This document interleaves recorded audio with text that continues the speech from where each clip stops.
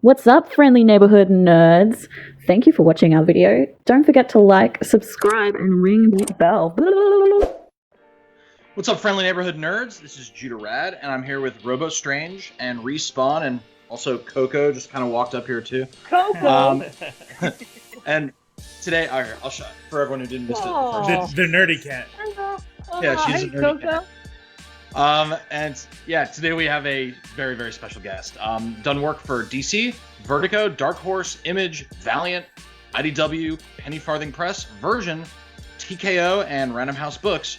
Today he is on our show. Joshua Dysart, thank you so much for being here. How are you doing? I'm great, man. Thanks for having me. I really appreciate it. And thank you, Coco, for having me. Yes, great. So, normally we have like a whole bunch of ice-breaking type stuff, but I'm super excited to talk about Toyo Harada. So, I'm gonna jump right into him. Okay. He is a fascinating villain. And it's very obvious that you have a deep affection for him. One thing that struck me about him is, I think about other superheroes from the big two, like Superman, and it's like, how does he deserve to call himself a hero when he's got so much power and there are people that are getting slaughtered in like Somalia? So it's like, what the hell's going on here? The thing that I really like about Toyo is, in some ways, he's more heroic than any of the other superheroes because he's actually using his power to try to create a better world. Do you think that Toyo Harada is what a superhero or what someone with superpowers should aspire to be? I think, well, there's a foundational dilemma at the core of Harada's ethos and his execution. There's a contradiction in him, in that he professes, and I believe earnestly, fights for democracy and equity across the planet. At the same time, he refuses to subject himself to democratic rule or to any notions of equality. So there is a real problem. There's like a poison pit at the heart of the character, and the fact that he has repeatedly murdered to achieve his ends compromises the ethical end game. And I guess maybe there's a moral debate to be had as to whether, like, if he 100% knew he could achieve a post-scarcity, equitable global society, then perhaps the death of a few innocent people, you could argue, I wouldn't, but one could, that would be right and correct. But he can't guarantee that, and he does fail. And so we have to be very careful when we call him a hero. But I do think that his aspirations are completely Heroic. human. He's just fallible. He's just profoundly fallible. And I think that comes because I think power is fallible and problematic ultimately. So that's why the character is like that. Yeah, that's actually a great segue for my next question, because I wanted to ask you about Peter Stanczek. It seems very creatively risky to me. So he's the hero.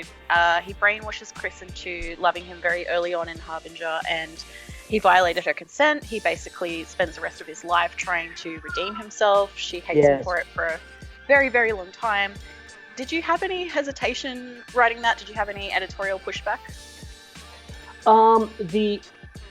I definitely had hesitation personally, and the editorial pushback only came in the form, man, it was such the Wild West in those very first early days of Valiant, you know what I mean? We almost could do anything we want if we could talk Warren into it. And Warren and I, because, when Valiant first started, there was only one way we could guarantee that we were going to be different than the other shared universes, and that would be by making really bold choices that they couldn't make. And we discussed that a lot, and to this day I don't know that we made the right choice, because on the one hand it felt like the honest thing to do with the character in regards to, Peter had never been really loved It goes back to the very theme we're talking about. Harada and Peter are parallel in so many ways, and one of those ways is that power is problematic, and it's particularly problematic in a 17-year-old kid, white male, who's never been loved, so we felt that the character would do that. But that doesn't necessarily mean it needs to be in a comic book. Right. And that was really the debate that I still have with myself about that character beat, is that how much do our comics really need to be reflective of the human soul? Like, if there are aspects of the human soul that are really profoundly dark, do they negate the rest of the message that your comic can communicate?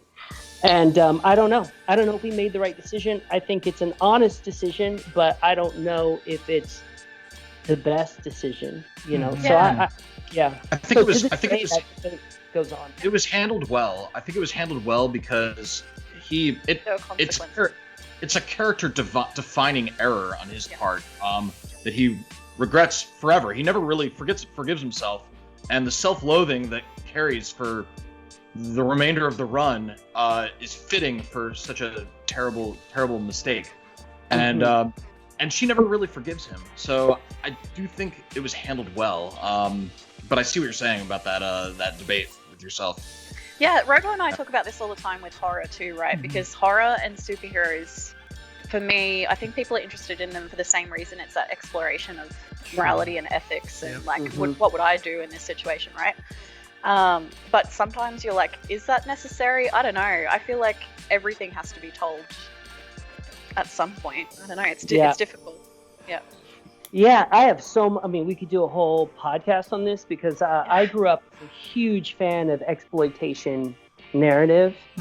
And then as I grew older and began to become kind of aware of the inherent problematics of exploitation narrative, I couldn't just eject it out of my heart. Like, you can't eject the things you love as a child out of your heart. You have a standee of a stormtrooper behind you. I saw that movie when I was 6 years old, and I will never be able to eject it out of my heart. And it was the same with, and it was oddly the same with I Spit on Your Grave, or, you know what I mean? I love that movie. Yeah. It's funny because I know I'm not supposed to. I'm the same as you. Like, I have that guilt that comes with it, but I still adore it. Right. Yeah, I get what you're saying. And I think, and maybe we're just making up excuses for the things that we love, but I feel like there is a way and a place to do this. There is a way to push these boundaries, and as long as, and it's a hard game to play, because your work has to be both exploitive and say something about the exploitational idea. Sure. And when you fail at doing both at the same time, you're just being an asshole. Right. I think the definitions are kind of important there too, though. And I think exploitive. I think, hey, I'm only telling this story to make money or to get a rise out of people. But if I'm telling this story to really communicate a dark part of humanity, to be real, this is like the fourth time I'm bringing this up in the past 48 hours, but The Nightingale is a great example of that. Right. So I know it got a lot of. I read some articles after it. I wanted to see if, let me find some stuff that disagrees with me. But something like that movie and a lot of the horror that we see and a lot of the comic books we might read especially that are designed for adults or written for adults. Are you doing it to be shocking? Or are you doing it to tell a story and then at that point you have a responsibility to do it right? So yeah. I mean, that's the thing, and I think with a couple of things. Well, one, The Nightingale is like, it wants to show you every angle of colonization. Yes. Yeah. So, yes, and they did such a great job of it, I think.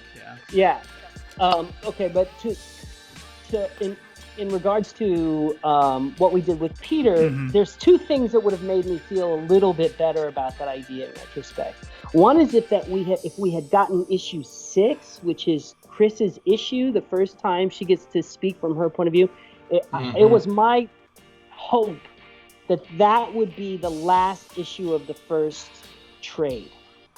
So that you couldn't read the first issue without, unless you put the book down halfway through, without reading Chris's position on it. That makes sense. And that was really frustrating when we couldn't make that happen. And then the second thing is I wish I could have worked on those kids a little bit longer, done some more stories with them, because I never really got to finish Peter's redemption arc, which was going to speak a lot to that incident in that very first issue. And I think those two things would have made me a little bit more secure in the choices that we made. You know? But it's really hard to play a very long game in comics these days. And honestly, I got about the longest game you can get in the current market with those characters. All right. So complete sideways. I have no segue to make this flow naturally, but Faith is a phenomenal character. Yeah, I know, right? Yeah. So you and Kari Evans did an amazing job with her. In many ways, she feels like she's the reader's proxy, someone who dreamed of being a superhero actually got to be one. Yes. What does she represent to you? Oh man, I have to say, I've said this before. I don't know if your listeners will have heard this from me, but that book was so dark until Faith showed up, and I don't even mean like showed up in the book. I mean when Faith showed up in my life. Like I for whatever reason, I'm a pretty happy, authentically genuine person, but for whatever reason, when I sit down to write, it tends to be really bleak, horrible, and some kind of exorcism, I think. That's it. But so that book was really dark, and then I literally remember the day when I was like, okay, I really have to crack Faith, because I had written a few scenes with her, but she wasn't a person yet. And I do think if you go back and read those first few scenes with Faith, I don't still love it.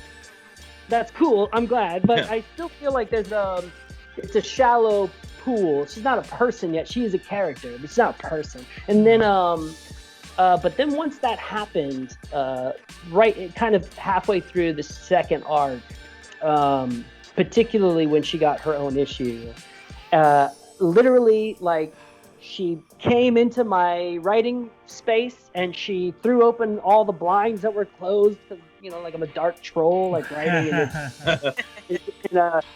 and everything just kind of lit up, and I realized, oh, this is the person that's going to, like, not save everybody in a thematic way or anything, but she's just going to make everything that everyone does better and focus the group. And it wasn't an intellectual choice. It became an emotional choice because, like, of her. And I don't mean to sound woo-woo or anything, but there's a few times in my life when the spirit of a character felt external to me, not coming from internal. And Faith is one of those characters. That's so heartwarming. She kind of made. She successfully made Torque less of a douchebag. Yeah, exactly. Well, because Torque is all performative, right? It's all performative masculinity. He just needs someone to be authentic to him, and his performance, like, kind of sloughs off really, really easily. Actually, he's not even very good at his performance, to be honest. Right. There's this part of Harbinger Wars when he's like bragging about how jacked he is, and one of the other Syots are like, I don't understand. Are you saying you're really proud of your projection? Yeah. That's awesome. I mean, now he should have said something about his imagination. I guess that would have been a nice. Yeah. Right. Yeah. It's all performance. I really like Torque. I meant to make him, like, I always set out to write him as a douchebag, but you can only spend so much time with a douchebag. Eventually he's gonna become a heartwarming character. I have to live with him, man. I mean, I have to walk around and think what's up. Yeah. That's how Robo and I feel about Judah, actually. That's exactly right. Well, mainly because of his massive muscles. It's at some point I have to become a heartwarming. Jack. I'm working on becoming a heartwarming character. The prop really helps. Yeah. The prop. So good job, Coco. Go to the beginning of Valiant, and we'll go to 2012 actually. When we talk about Dinesh Shamdasani, How hands-on was Yar with the overall plotting of Valiant and the direction that it was going in, or did the creators kind of just have their own? Dinesh, I don't really know, because the relationship between Warren, the head editor, and Dinesh was a sequestered relationship. Like, we never got notes from Dinesh. I see. I see. But my experience, so I have to assume, also like Rob's experience, everybody else's experience, was that they said, give us your take on this character, and we picked takes, and they chose those takes. Yeah. And then one of the most satisfying things, and we may never really see this in comics again, was the writer's room. So 2-3 times a year, they would fly us all to New York, and we would all sit in a room together. So that would be like Fred Van Linte and Dwayne Straczynski and me and Rob, and then eventually it would also, and Justin, and eventually it would also Matt and Jeff and Lemire, and then that was the best time I've ever had making comics. We would sit in a room for 2 days, and we would each tell each other what we planned out for that year, or whatever we had planned. And then we would get notes from everybody, and we would just laugh and talk shit to each other. And I to this day, I don't know. I can't even really pinpoint to you what's 100% mine and what's not influenced by those other people. And I think it's true on their books too. Like, I've seen my own take on certain concepts in their books, and it was so satisfying to do that. And the reason why I bring this up to your question is that Dinesh was in that room as well, and so I don't know that Dinesh would throw out ideas, although he has done that in the past, but it would be more about Dinesh's excitement. You could gauge how cool your idea was by his enthusiasm. Right. That's He's awesome. a pretty enthusiastic dude. So yeah. I mean, I really think it was a collaborative effort, and we all built it together. And I think the reason why we had such a cohesive, shared universe from the beginning, while it really feels like things are happening in an individualistic universe, is that one, it was the beginning, right? So it wasn't all convoluted. Like, we all could read each other's books. We knew where everything was. It's difficult when you're Marvel or DC, decades storytelling. Right. And two, because they did that, because they put us all in a room and we all made each other laugh and tried to goof off and tried to impress each other with our stories and one up each other. It was fun, it was good. Right. It was.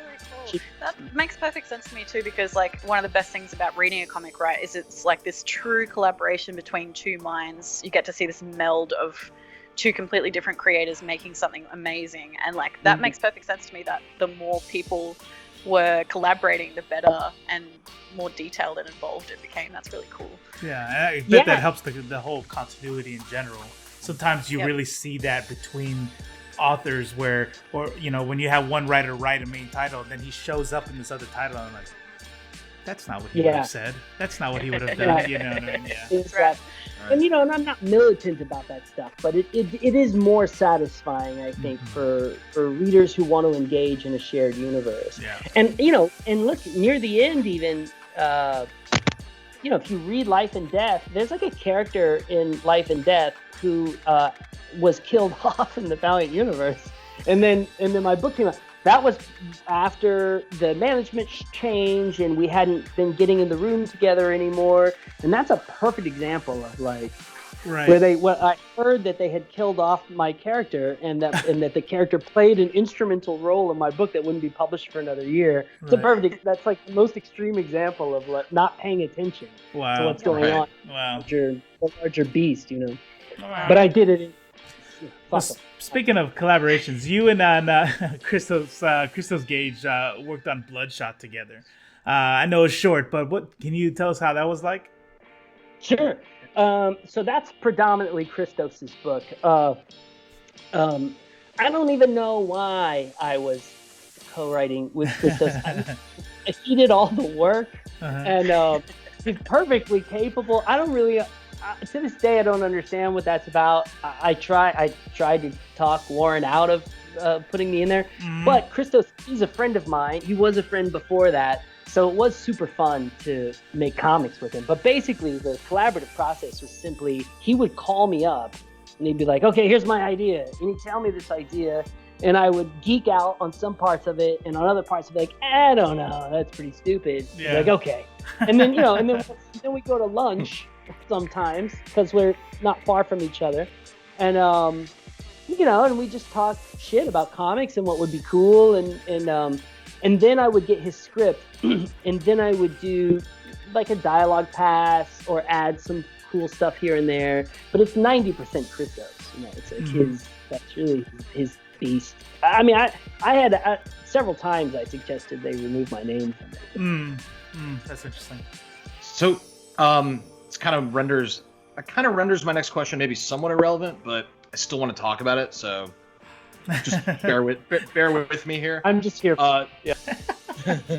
So, Bloodshot number 19, and this was you and Christos, and I don't know who put what input into what parts, but it has one of my favorite moments in pretty much any comic book, and it's when Vagabond kills Chernobyl by talking him into dying. Yes, yes. I completely love that part. Do you remember creating that or coming up with that? That's definitely Chris. But I want to say, or Christos, but I do want to say about that is, it has always been. It wasn't my idea. I didn't do it, but it's always been very reminiscent to me of the end of John Carpenter's Dark Star, where they talk the bomb into exploding. I don't know if you've ever seen this film, but if you haven't, we should all watch it right now. Sounds great. All right, let's just go ahead and break room. Okay, I'm going to pull the video up. No, just kidding. But yeah, I'm 90% certain that was Christos. Yeah.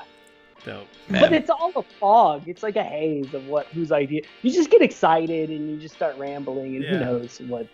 It doesn't matter who came up with what. Makes sense. I love that. It kind of it reminds me. So I've been reading Haunted by, is it Chuck Palahniuk? Is that how you pronounce it? Which is kind of, the idea is like the same way Frankenstein was created. These writers go off and try and write scary stories for each other in this isolated environment.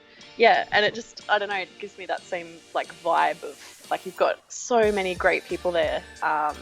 You've got like Christos, you've got Greg Pak, you've got Jeff Lemire, Matt Kint, Justin Jordan, Venditti.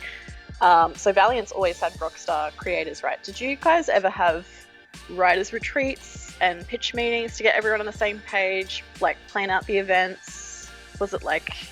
That was those gatherings that we had that I was talking about in New York. Yeah. So we would do that 2 or 3 times a year. Yeah, absolutely. That's awesome. And so we had, I mean, I may have just talked about it like it was like a big sleepover and we were all getting high, but we actually did have. Did you get high? We did. I did. But we had the whiteboard and we worked out the schedule and everything. Not my strength, but something we could all do together. So yeah, we totally. God, that's amazing. I kind of want to write a comic about that. The writer's room, the pitch meeting. That's it. Yeah, it's awesome. I mean, honestly, you could do an indie film, like a one-location indie film about just a bunch of people in a room, like smashed. That would actually be pretty good. Except there wasn't much. Yeah, we'll make us some silence, uncomfortable silence. Right. All right. So, got to talk about Goodnight Paradise. It's awesome. There's so much going on, and like on the surface, I remember I sent you a message after I finished the first chapter, like, oh, cool, what a neat story about like a homeless guy rising to the occasion, But it's like that's just the tip of the iceberg. There's so much to that story. There's commentary on class disparity and addiction, and sense of purpose. And yeah, it was like family relation. Like I finished reading it, and there was I sat there and I was just like, fuck, like just in my head. So what inspired that? What was writing that like? Yeah, well, so I had this concept about. Well, I really wanted to discuss the houseless community in Venice Beach. I had lived there for 17 years and interacted with that community. So in 2007, I pitched that to Vertigo, but at that time we were in the middle of writing Unknown Soldier, and then I was also writing a graphic novel called Greendale with Neil Young, and so those were, and I was also at that time doing the BPRD stuff with Mike Mignola. Pause for a second. With Neil Young, like rocking in the free world, Neil. Yeah, that's the one. Oh, what? The Neil. Yeah, we wrote a graphic novel together. Sorry about that. Okay. But Cliff Chang drew it. It's like it's like amazing. You know. That's awesome. That's wild. Yes. Okay. So anyway, but the thing is I was like, you know what I mean, and we couldn't get to it. And then around the time, but Karen really liked it, and Pornsack, who was my editor, Pornsack Pichetshote, who's my editor on Unknown Soldier, was a big champion of that concept. He called it the homeless detective idea, right? Yeah. Which is a little. Yeah, so much more than that, yeah. And so, but when it came time to finally get it done, Vertigo's relationship in DC was changing, and Karen's relationship and Karen Berger's relationship in the company was changing, and I ended up not being able to publish it there. And then by the time Karen had come back around, TKO had shown interest in that concept. And the reason why TKO showed interest in it was because Pornsack was friends with Z Chun, the head of TKO, and I didn't pitch the idea. My old editor pitched the idea to TKO, and then they approached me. And so I'd been sitting with this concept. At the point that we started writing it, I had been sitting with it for over 10 years. And it's a much different book now and I think a better book now than it would have been had I written it 10 years ago, because the themes of gentrification were different in Venice Beach 10 years ago. It was really helpful that it took that long. But the reason why that book is so thematically dense is because I spent 17 years in that community, and thinking about that community as a unique place for almost 20 years, and what am I trying to say? And everything that is in that book, I either witnessed personally or indirectly heard about, including the murder. And then and of course, the fiction, the lie, is that I put it all together into a condensed. But there's 17 years of personal observations and stories in that book. So, lucky it makes sense. Even it could have been just a mountain of nonsense. Actually, there was almost. When you say that, like at times they were almost like he's hallucinating at times, right? Some of the panels, like our protagonist. And it reminded me, I know a lot of people have been binging it lately on Netflix, but like Hannibal does a similar thing where like you'll have a scene that's played pretty straight, and then all of a sudden things just like dissolve into flowers or like something weird and abstract, which is kind of like what the art in this reminds me of at times. Like he has these weird, almost hallucinations, I want to call them. Yeah. So I could be off the mark, but I interpreted that as like little clues that, hey, this narrator might not be reliable, or... Yeah, of course. Yeah, absolutely. We never state it in the text, but in my mind, Eddie is bipolar 1 and self-medicating. So that's where a lot of that's why you get these kind of wild mood swings. And in fact, the narrative really, it starts with him in a manic state. If you notice, he's like really, really happy. Right. And then he goes into his like kind of hypermanic state. The narrative actually follows the curve of him going through his up and down one side. Cool. It's part of his mental illness. Yeah, that's super interesting. I know. Yeah, I know Robo's got a follow-up question, but just really quick. I know this might be kind of personal, so you don't have to answer it. But are you a prop? I doubt I will answer it. Okay. Are you in the story, and are you Eduardo?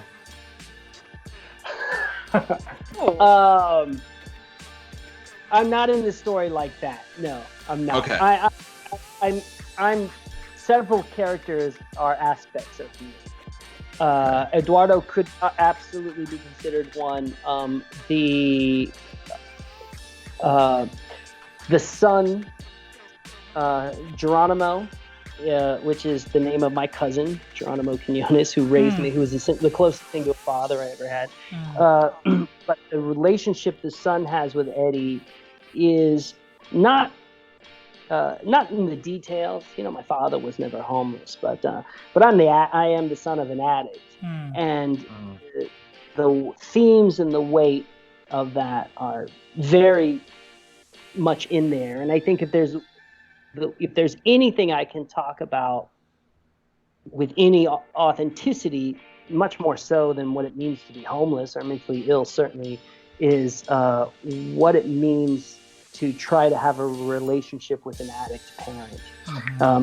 So that's very, very from the heart. And there's a theme in there, and we talked about this a little bit in our personal communication, but there's a theme in there about addicts making sort of grand gestures, because an addict, or my observation is that an addict will fuck up their lives and their relationships so much that they feel like the only way to fix it is through these huge, like, grand gestures, because they've grandly destroyed everything. So why not use a grand gesture to fix it? When really what anybody wants from a stable, loving relationship is for the other person just to show up. No, we don't really. The children of addicts or lovers of addicts, or whatever it is, we don't want gestures. We want you to be stable, to show up for the relationship, to have authentic emotions, and be communicative. And so that's really what the story, past all the social themes like gentrification, etc. That's what the story is about. It's about Eddie can only perceives redemption as huge positive thing that he can do, but in the process he can't even, his kid shows up on his doorstep and he can't even show up for it. He can't even just be there. Maybe don't solve the murder. I mean, the murder sucks. Right. I would say that's probably the two deepest parts for me is the boy and then the dog. Yeah. So the boy and the dog were oh no.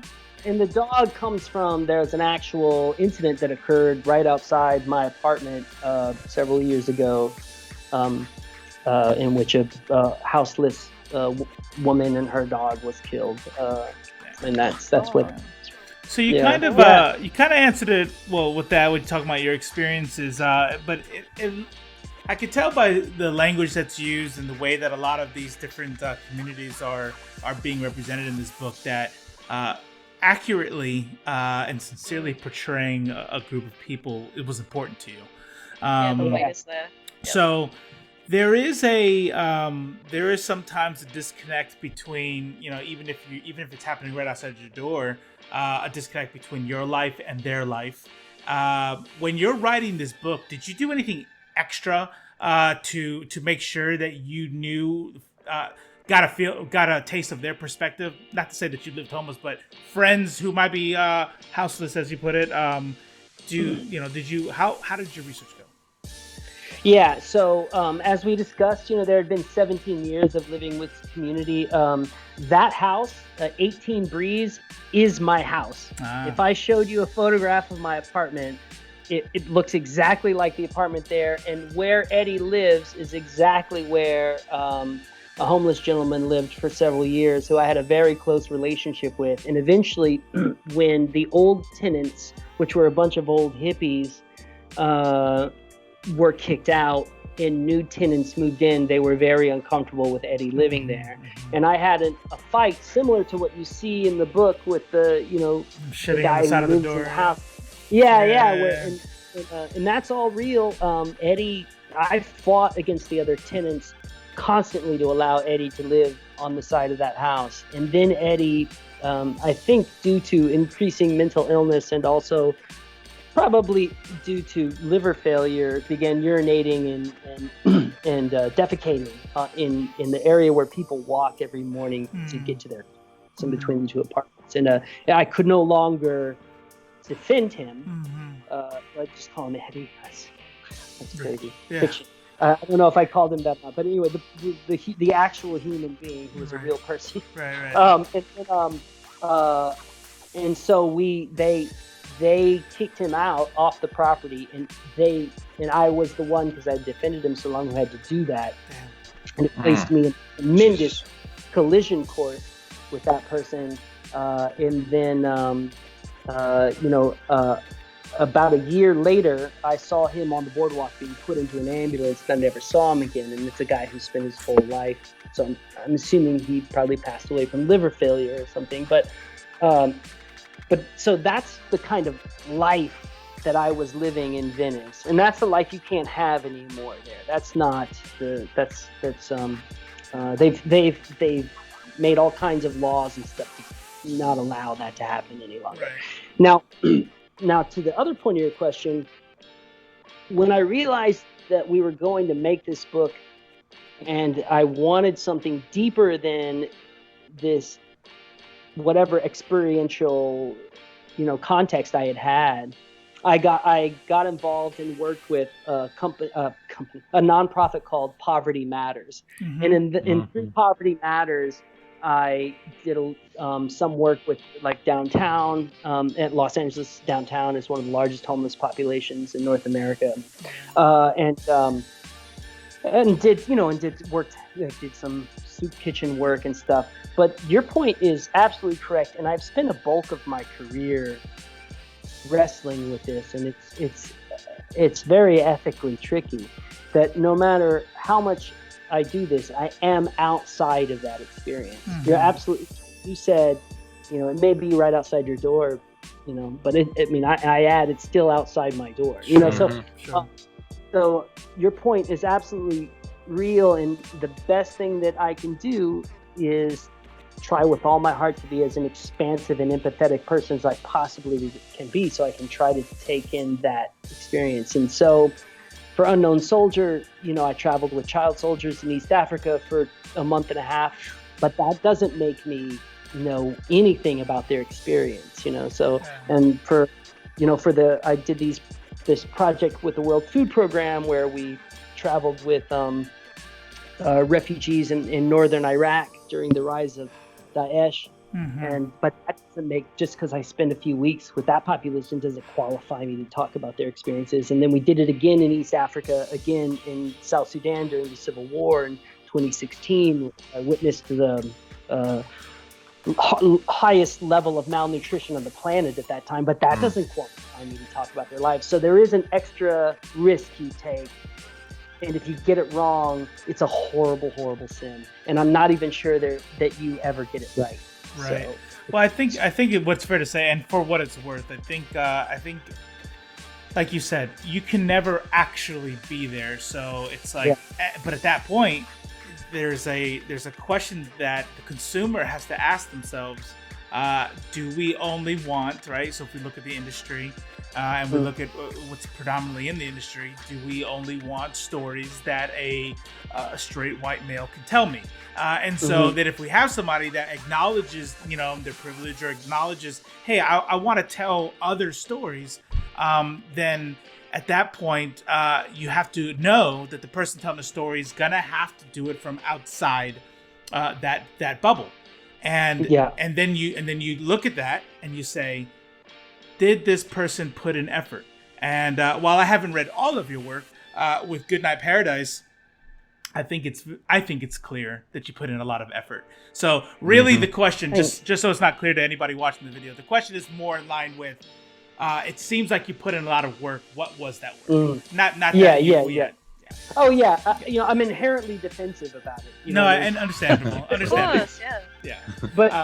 But yeah, so we did. Yeah, that's the work we put in. And I also want to talk about on Alberto Ponticelli's side. And by the way, Alberto is the artist who worked on Unknown Soldier with me. So drew northern Uganda, Acholi Land, Uganda, from 1,500 photographs that I took and never got to go. Damn. Wow. He's the guy who worked on my Living Level 3 World Food Program stuff. So drew Iraq, drew South Sudan, again from hundreds of photographs. But this time we flew him to Venice Beach, and he spent 2 weeks in Venice Beach with me, and he came with me on night at night to go feed people and to walk into interact with people, give clothes out to people. So he too, to the best of his ability, was tried to integrate into the community as an outsider. So that's how we do it. That's how we try to do it. That's awesome. Shows. He's crazy good. Yeah, man, he's my brother from another mother. That's how. That's awesome. We've been working together for over a decade. So. Damn. Yeah. So we'll go back to comics, to the lighter side of comics for a little bit. So you've had we heard the intro, massive career in comic books. So you've done everything from Hellboy to even Jim Henson's Dark Crystal, right?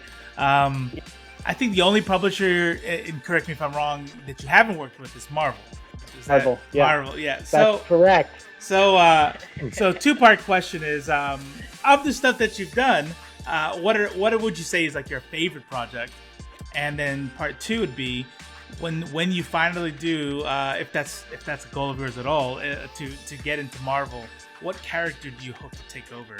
Like the favorite project one is hard because there's a point in your career. I mean, you just kind of, I don't know, you just sort of, everything has something about it that you're proud of. Even things you're not proud of.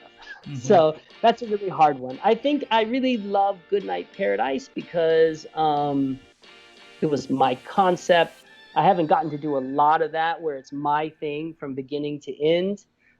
We did it our way. TKO, whatever input TKO had only improved the project. They never weakened the project.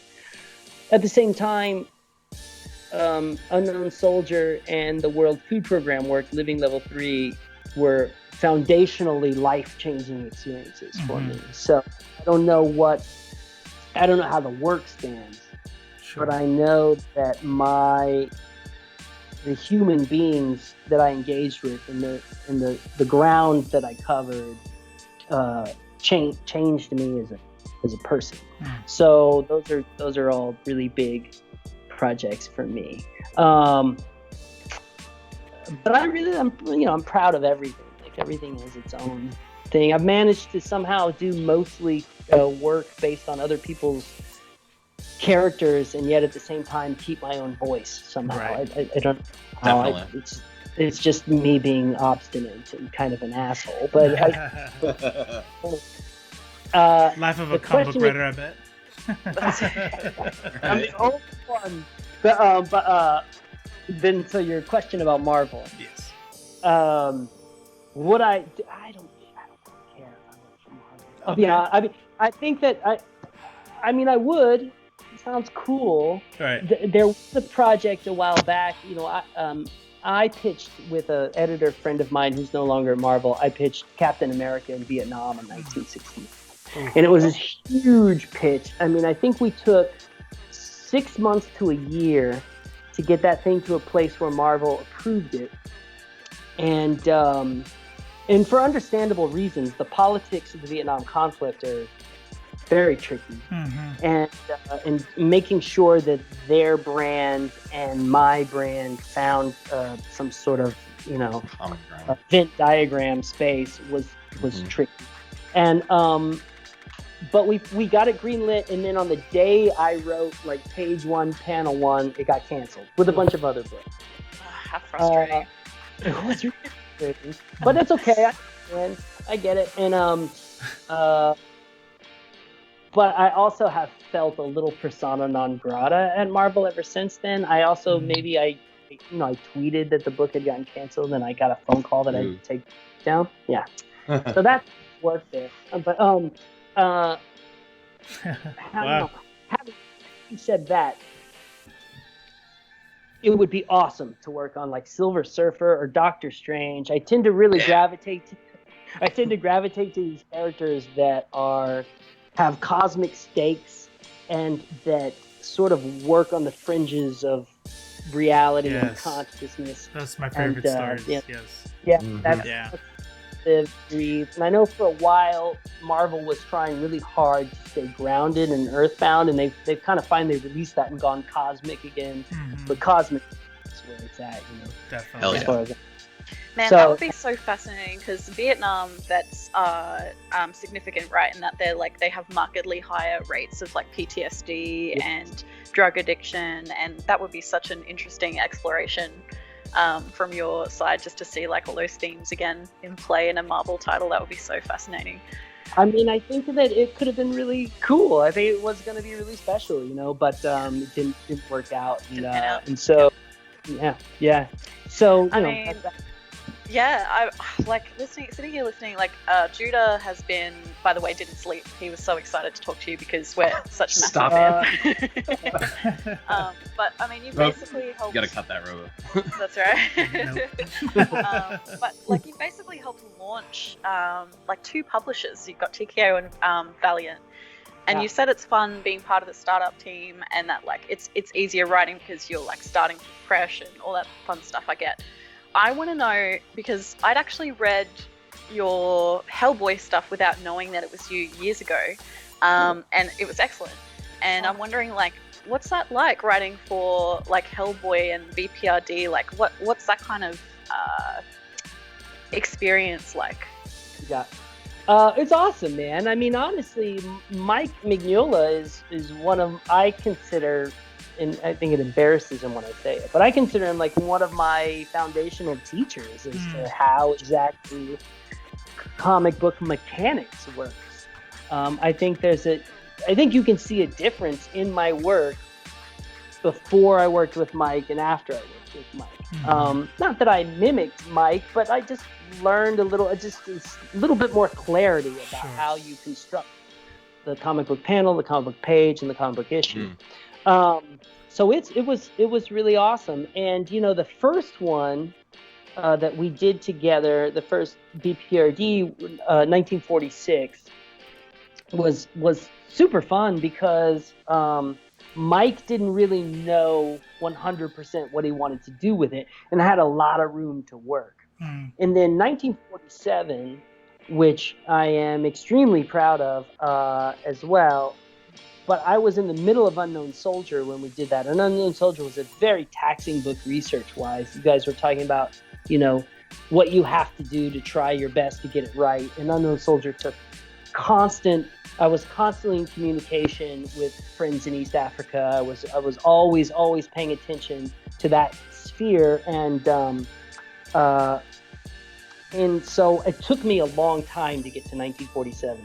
And the problem with Mike, who I adore, is that if you don't get him the breakdown fast enough, he's going to have 3,000 ideas, and there's not going to be a whole lot of room for you. And I think that's what happened with 47. However, having said that, 47 turned out to be a great book, and a lot of me is in 47.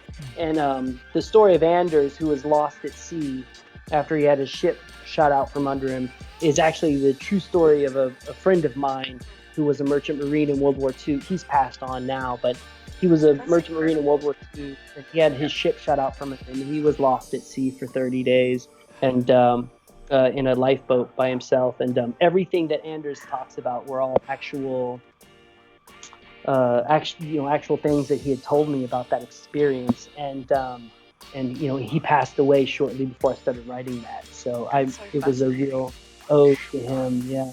It's funny, Joshua, because Judah and I were talking, like, how does a writer be so consistently good and prolific? It's something that we always try to figure out, what's the secret sauce or whatever, right? Yeah. And now so we were both reading Violet Messiahs last night, which is awesome. Oh no! Correct me if I'm wrong. Is that the first comic book you ever wrote? Yeah. Yeah, Yeah. It's excellent. But now I'm starting to understand, talking to you, you just have this wealth of life experiences that you draw from, and obviously have weight to you that you want to convey and get across when you're telling the story. So yeah, it's starting to all come together to me now. This guy's lived an amazing life. The prose, just the passage on the first page, we were actually talking about it right before this episode. Very powerful, very poetic. Yeah. I don't even remember what it is. Oh, good, 'cause I actually said to Jude, I was like, what if we opened with like that first page and then he just didn't know what the hell we were talking about? Yeah, that's really. I'm glad we didn't do it. There's also our luck where sometimes we'll say something and the person will be like, I didn't write that. Yeah, That that's wasn't me. I'm like, oh, we'll cut that out. Thanks. Okay, great. Yeah. Yeah, I mean, but to your point, I think the secret sauce, like you said, I guess, is just I don't really take my inspiration from.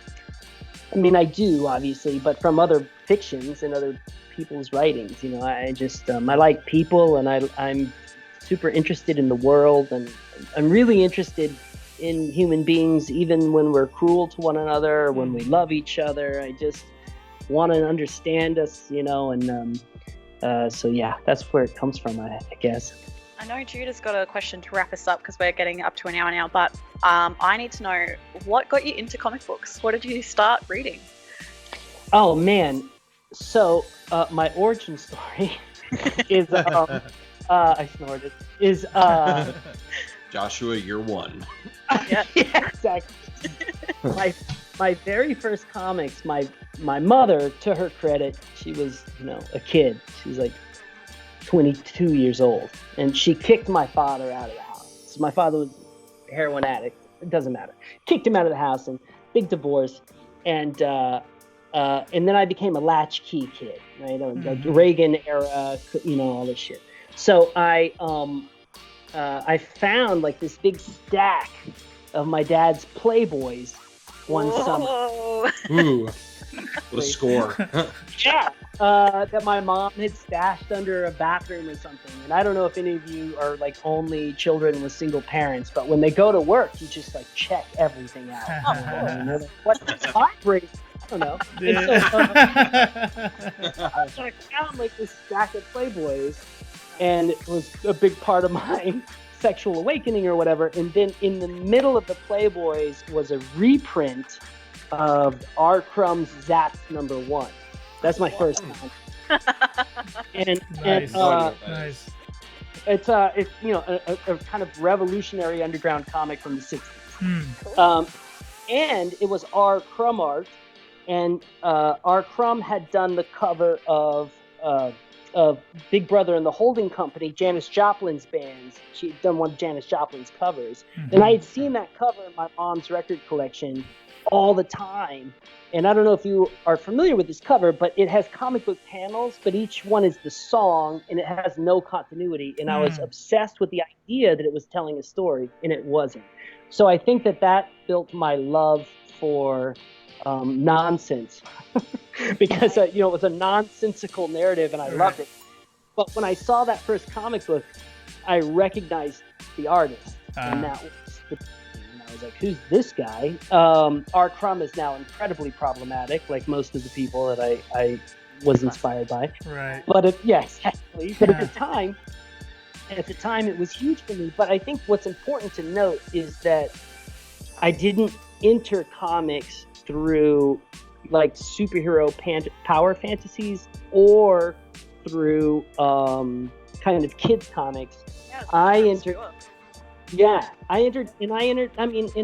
comics through like rock and roll and sex. You know what I mean? Awesome.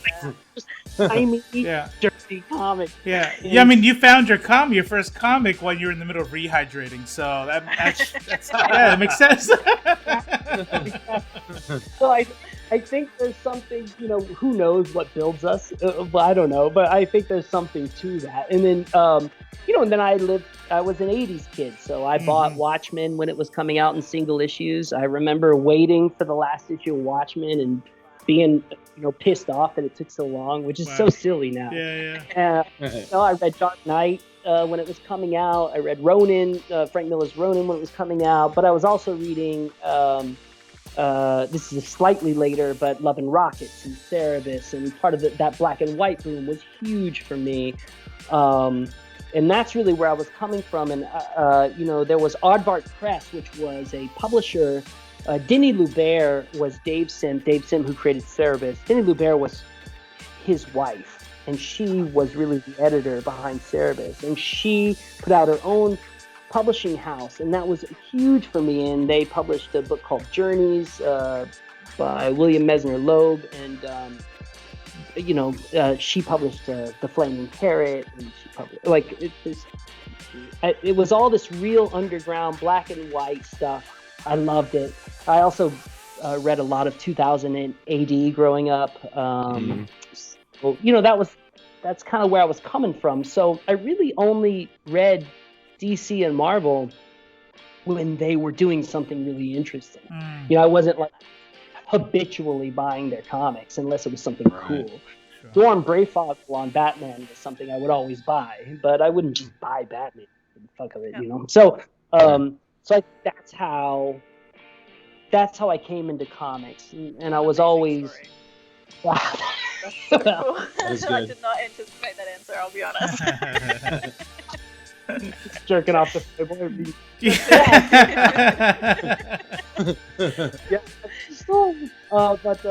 But yeah, so I do think now in retrospect it did give me a little bit of a unique aesthetic for the media. I think so. Yeah. I bet. Calm down, Judah. Calm down. I was just jerking off to Playboy, and it came to me. Yeah, comics. So hey, on that note, hey, so you're not totally done with Valiant, because you just wrote or Exo Man or Imaginable just came out in the free comic book day issue, Year of Heroes. So yeah, that's cool. I love it. Is cool. And Doug Braithwaite, by the way, holy shit. Testify. Yeah, testify. Damn. Absolutely. Amen, brother. I think that the truth of that issue is that I wrote that in, I guess it's been 5 years now since I wrote that. So that was I made a deal. Dinesh and Warren and I was a little bit burned out on Valiant, not through anyone's fault, but the first 2 years, we all really worked our asses off, and I ran their first like crossover event, and it was, and I'm not a person who likes to work a lot. I'm not a fan of it. Pretty lazy guy, and I'm not, and I'm proud that I'm lazy. I'm not ashamed. So I was a little bit burned out, and so what they told me was, let's do this Life and Death of Toyo Harada book. Take as long as you want. Because I was also doing this stuff with the World Food Program, so I was traveling to these war zones and famine zones quite a bit, and that was taking quite a bit out of me. Not just time-wise, but re-entry from those situations is difficult, also psychologically. So it took me a long time to do Life and Death of Toyo Harada. And so what Warren said was, take your time, whatever, but will you give me an Exo Man-O-War script just for the files? And I was like, yeah, sure. And I threw that together so fast. I knew Doug was going to be the artist. And I was like, let's just write something. Let's just give Doug an excuse to draw a bunch of cool shit. Let's not even, for one life, not overthink the story or try to add all these layers of depth and all this stuff. So I think I wrote it in a couple of days and gave it to them, and then big changes happened at Valiant. As you guys may know, there was a big shift in a sort of a pretty hostile takeover of the company, and then we started to work on Life and Death of Toyo Harada. Now I had a whole new editorial team because of these changes, and I was working with a great new editor, Carl Bowlers. Sorry, Carl. And while we were working on this, I was like, Carl, there's like an Exo Man-O-War script out there that's never been drawn before, and you could just, I've already been paid for it, and it's just there, And so he dug it out, and he's like, who was the artist on this? And it was always meant to be Doug. And so he made that happen before he was then let go from the company, and that's how it ended up being a free comic book day. So to your point, which is I'm still sort of doing work for Valiant. I mean, everything that I've written for Valiant in the past has now been published. So I'm not entirely. I don't mean to speak on the future, but I'm busy right now with other stuff. So yeah. That's awesome. Speaking of that other stuff, what can you tell me about Bad Idea? It's a bad idea. It sounds like a bad idea. I can't. But I'm very intrigued. Yeah, I can't tell you much. It's coming. We probably would have seen a lot more of it if the world hadn't been locked down. Ragnarok. But it's coming, and it's going to be awesome, and everybody involved is awesome, and I am so excited for people to see the book that I'm doing at that company. I'm extremely proud to be working with the artist who shall remain nameless, and I think that what we're making for that company is like off the chain ridiculous. So I'm really happy with it, and I've already started my second series for them with another artist, and I'm just happy. Yeah, I'm just working with my friends, and that's all I want to do. That's so awesome. It's a lot of your old Valiant bros, and it's gotta kind of feel almost like a reunion, right? Yeah, it does. I mean, we could probably use to have, we could probably have some fresh faces. Wouldn't be terrible. But we are, but it's everybody that I love. I mean, Matt Kent is in my heart. Robin Diddy's in my heart. Like all these people who are involved are in my heart, and I've been given a lot of latitude and a lot of freedom to be myself, and it really feels like it's part of. Goodnight Paradise was kind of the beginning of this, but it's just really part of this next stage in my career, and I want to do different kinds of comics. I've been doing this sort of social realism stuff for a long time, but Goodnight Paradise may be the last one for a while that I with social realism for a couple of reasons. One, doesn't seem like too many people give a shit, and two, as a company excluded, obviously, and I don't really know what the world is even going to look like when we get out of this pandemic thing. Like coming up with real world modern stories right now, it's like I don't even. Yeah, who knows what tomorrow will look like. Yeah. And three, I've just been doing it for a long time, and there's a real kind of heavy metal fantasy horror guy in me that's been like. That I have ignored for too long. He's kicking and screaming. Let him out. Let him out. Yeah, let him out. That's awesome.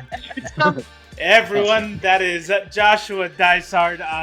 There are things that we wanted to talk about we didn't get to, but one of them was to pat him on the back some more, to talk about some of the things that he's done and work that he's done to benefit other things. So check out the description. We're gonna put some of that stuff in there. Thank you so much, Joshua, for coming on our show and spending some time. Thanks for having me. Can I do one thing before we sign off?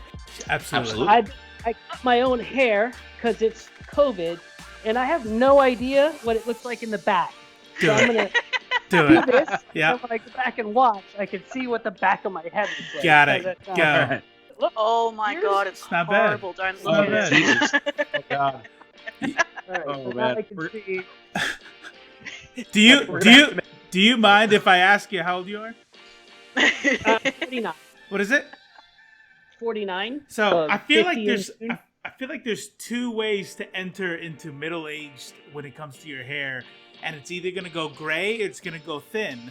And I'm really upset that mine is going thin.